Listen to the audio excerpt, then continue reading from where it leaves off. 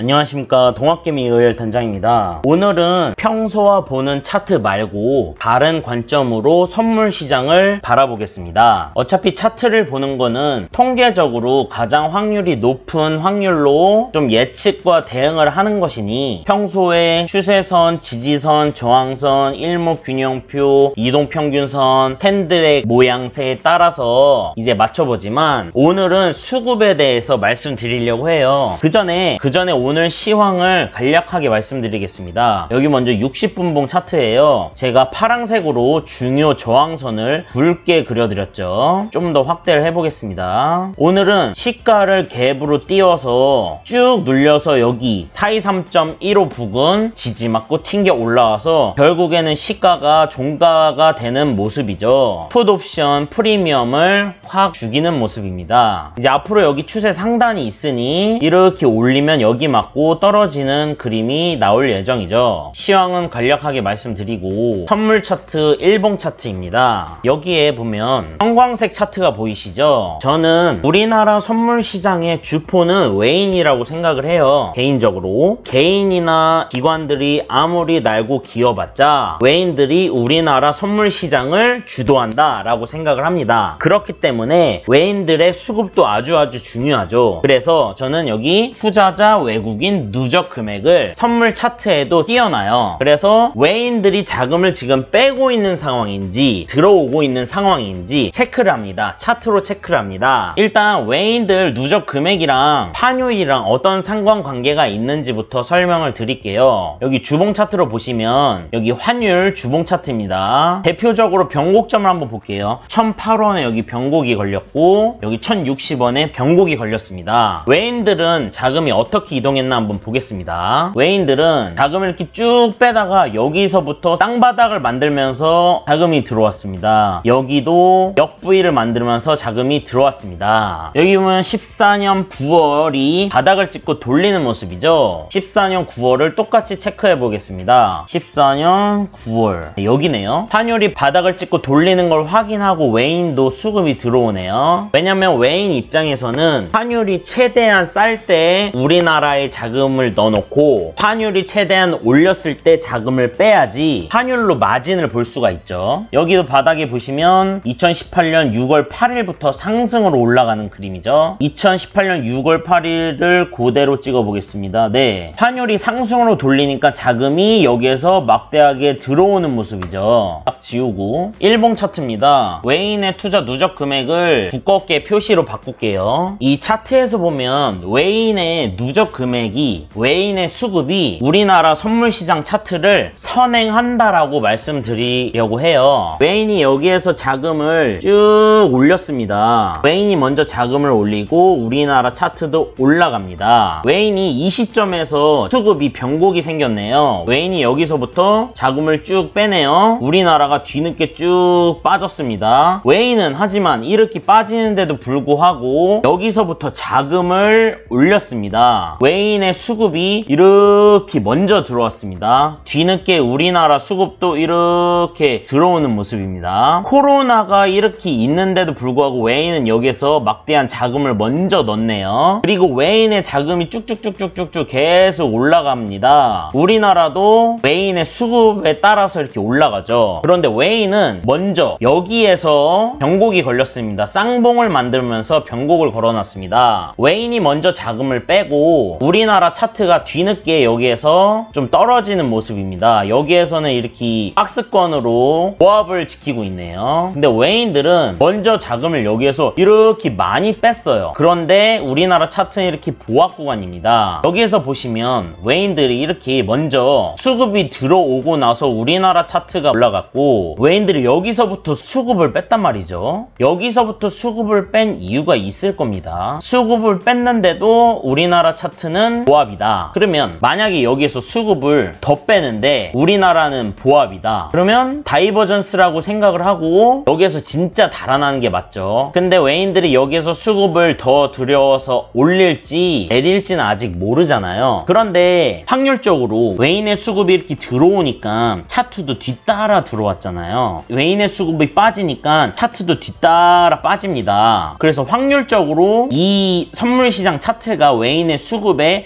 이렇게 붙을 확률이 높죠. 그리고 일목균형편을 다 삭제를 해볼게요. 우리나라 가격이랑 외인 수급만 남겨놨습니다. 외인의 누적 금액 수급에 대해서 추세선을 한번 그어볼게요. 추세선도 얼추 잘 맞아요. 여기 고점과 여기 고점을 여기를 쭉 이어보겠습니다. 여기를 이었죠. 신기하게 여기에서 경합이 벌어지고 올라타고 여기를 지지받고 이렇게 올라갔습니다. 그리고 여기 고점과 여기 고점을 쭉 잇겠습니다. 고점과 고점을 이었습니다. 여기는 이렇게 뚫고 올라갔지만 여기가 다시 저항선으로 바뀌는 모습이죠. 고점과 고점을 쭉 잇겠습니다. 여기 고점과 고점을 이으니 여기에서 저항이 나왔죠. 여기 저점과 저점을 잇겠습니다. 여기가 또 지지선이 될 겁니다. 그리고 여기 매물대가 형성되어 있는 이곳에 여기에서 변곡이 일어나는 여기가 지지선이 됐죠. 이런 식으로 이 외인의 누적 금액도 추세선이 지지선과 저항선 역할을 하는 모습이 보이네요. 이제 앞으로 외인의 자금이 이 추세선 하단을 깬다면 우리나라 이 선물 차트도 외인의 자금에 따라오면서 조정이 나올 거라고 생각이 듭니다. 외인의 수급은 우리나라 차트를 선행하기 때문에 우리나라 선물 시장에 들어오는 외인의 수급이 여기가 이제 추세선 하단으로 지지를 받고 있네요. 지금이 가장 중요한 시기 같아요. 외인의 수급이 여기에서 반등이 올라오나 아니면 여기를 깨느냐, 여기가 가장 중요한 포인트 같습니다. 그래서 이제 결론은 여기 초록색 보시면 외인의 자금이 지금 쌍봉을 만들고 이렇게 쭉 빼놨잖아요. 여기에서 외인의 자금이 상방으로 만약에 틀면 우리나라 선물시장 차트도 외인의 수급을 후행하기 때문에 외인의 수급이 상방으로 트는 걸 확인을 하고 나중에 들어가셔도 절대 늦지 않습니다. 하지만 외인의 자금이 하락 추세로 들어와 있기 때문에 외인의 자금이 여기 지지 라인을 뚫고 더 만약에 빼면 우리나라 차트도 외인의 수급을 따라올 거기 때문에 이렇게 주가가 많이 조정을 받을 수가 있습니다. 그러니 외인의 수급 상황이 더 들어오냐 안 들어오냐 중점적으로 확인을 하는 것도 중요해 보입니다. 여기까지 시청해 주셔서 감사합니다.